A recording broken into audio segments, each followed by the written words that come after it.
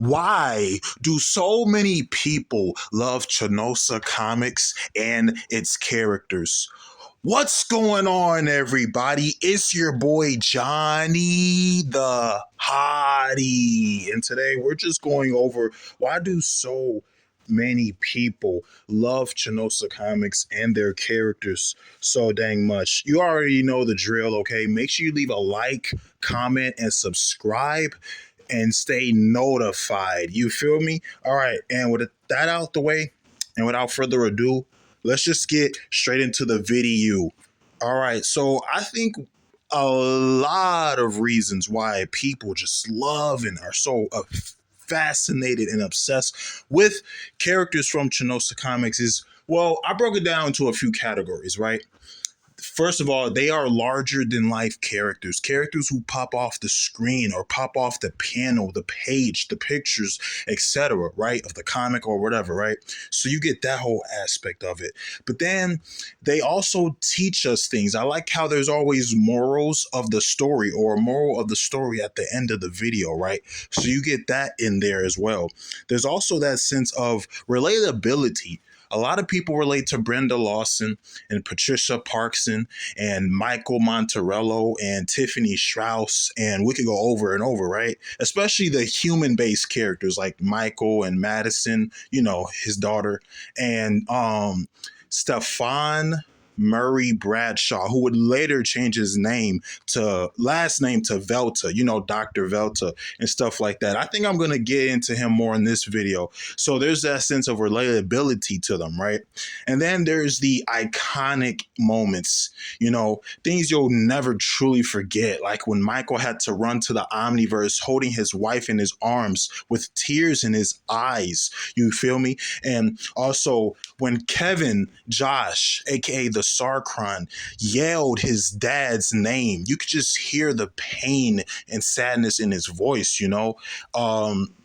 Moments like that, they just get us intrigued and hooked off the very beginning, or maybe the middle. Sometimes you got to read around a little bit, you know. There's also character growth and character development. Now, if you've been religiously watching my Chanosa Comics videos, you already get the gist of it, right? You know, with Brenda using crime fighting as a tool to distract herself from depression. Then later on, she would stop being depressed. Well, not entirely. It's something that's going to continue happening day by day. You just got to learn how to cope or deal with it. You get what I'm saying? Then Patricia, right? We already know her character development with the whole becoming a hero out of more so sympathy and remorse. And then later, it would turn into admiration, respect, and love. And we can go on and on and on about these characters and how they've changed, you know. Now, some verses have characters who don't change, and Chanosa is one of them, you know.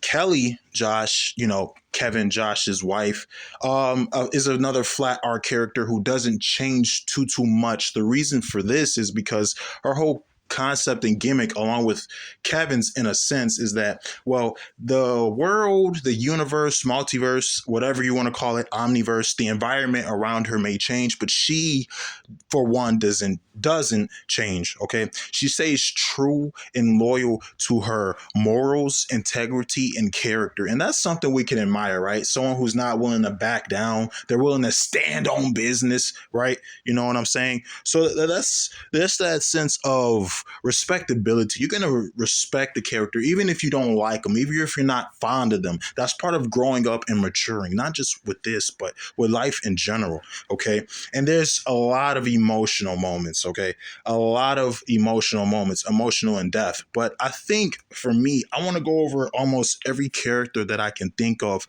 off the top of my head. All right, so let me grab my notes. Let me grab my screenshots. I'll be right back, guys. Okay, you do not want to miss the spectacular extravaganza. All right, just buckle up your seatbelts, folks. We about to ride.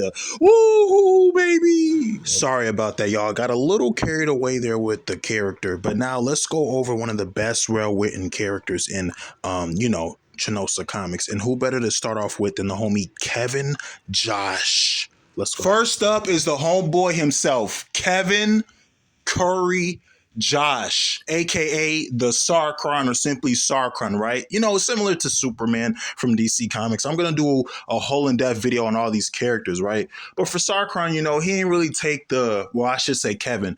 Kevin didn't really take the whole superhero business and gig seriously. You know, he was playing around. Yes, he did it because of his mother and father, and his father did teach him some valuable life lessons outside of superheroism. But Kevin, you know, he was like that rebel without a cause. I want to do my own thing. Like, I know what my parents are saying is right and correct, but I still want to go my own way, go about it in my own manner, my own business. You get what I'm saying?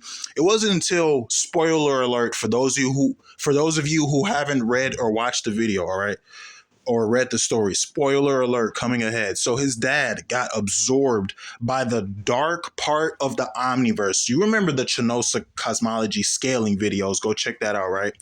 And Kevin, when he saw his dad getting absorbed right in front of his own eyes, he screamed, "Dad!" at the top of his lungs. And right then and there, he felt vulnerable despite him being invulnerable. Isn't that crazy? Like, yeah, his skin might be hard to penetrate, but his mind and emotions are not. You get what I'm saying? And that's what makes him a compelling character. And it was also this look on his mother's face, along with his sister and his two brothers. He does have siblings, you know, a little bit of sibling rivalry, just like any other family, right? So there's the whole thing with Kevin, Josh. Now, his wife, Kelly, Josh, you know, she more so changed because of her friend Eve, right? Eve, I believe. They've been friends for like what, 13 years, 14 years, right? And unfortunately, tragedy would strike her as well. Just because they're heroes doesn't mean they don't go through things, okay?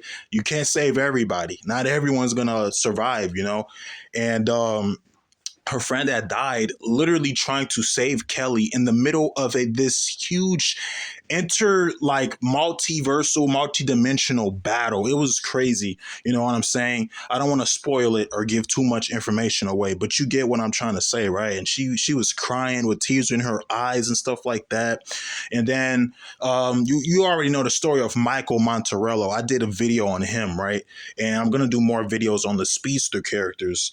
And there's also the magic users like Zoe and Whitney, Amanda, you know what I'm saying? Rhea, Ravens, Rachel's, the stuff like that. But we got to talk about my boy and our boy, Dr. Velta, right? You know, just a boy from Connecticut, you know, grew up in let's say, just say a dysfunctional family. His mom never truly wanted him.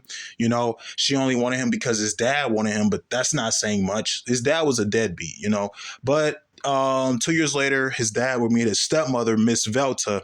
And if you're paying attention, you're going to see the Easter eggs and the seeds being planted right now. Because later, he would legally get his last name changed from Bradshaw to Velta in honor of his stepmother. So there's that sense of relatability as far as like parents and step parents and things of that nature going on. You know what I'm saying? And his story is so captivating to others. How he went from a dude who was on drugs and homeless to one of the most powerful magic users in his respective verse. This dude is wickedly powerful, you know. There's just so much going on with these characters and stuff like that that is, you know, it's really good. It's really good. It's thought provoking.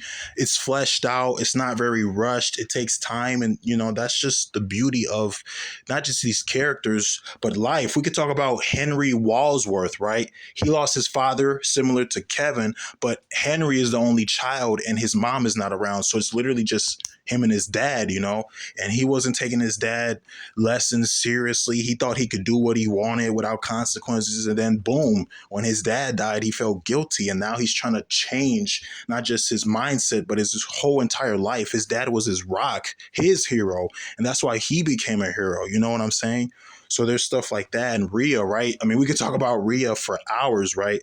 Her cosmic dad and her angelical mother, they loved each other, but you can tell there was some love loss, and even their respect had dwindled, and they got divorced.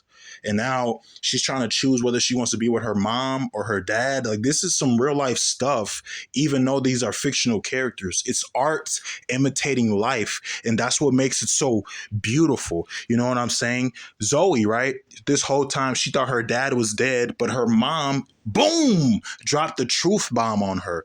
Whitney, right? She was always looked at this witch. They would cast her out of town and try to burn her at the stake, but she stayed loyal to her witchcraft and sorcery and magic despite all that going on. So once again, freaking Angelica, well, she's like the lightheart of the group. She loves her ice cream, but because of her powers and abilities, she can't communicate or talk properly. That's why she grunts and moans. Her powers and abilities are like similar to like a Wonder Woman type of character, but once again, we could go on these characters for hours and hours and hours, man. It's just so much going on, so much content to talk about and wrapped up, right?